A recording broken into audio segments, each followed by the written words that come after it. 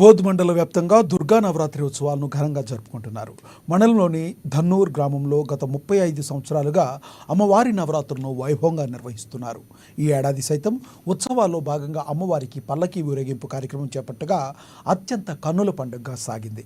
చుట్టుపక్కల గ్రామాల నుండి వందలాదిగా మాలాధారణ స్వాములు, భవానీ దీక్షదారులు, భక్తులు పెద్ద ఎత్తున పాల్గొనగా గ్రామంలోని మహిళలు మంగళహారతులు పట్టి నెత్తిన బోనమెత్తారు.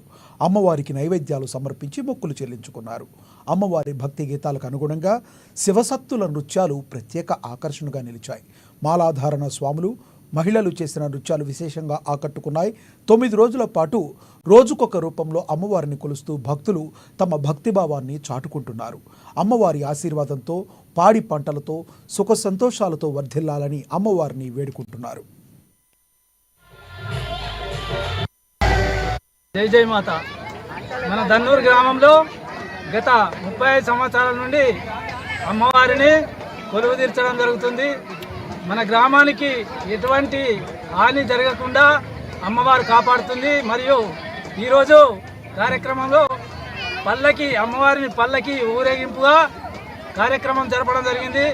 అందులో పెద్ద ఎత్తున బయట గ్రామాల నుండి మాలాధారణ స్వాములు, సివిల్ స్వాములు మరియు ధన్నూరులో మంగళహారతులతో, బోనాలతో చాలా బ్రహ్మాండంగా ఈ కార్యక్రమాన్ని నిర్వహించడం జరిగింది.